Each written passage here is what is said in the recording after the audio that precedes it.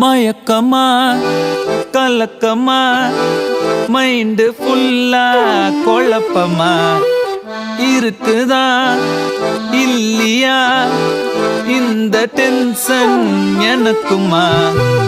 Already நான் வாங்கிட்டேன் bulb, லவ்ல எனக்கு எடுக்கல செல்ஃபே.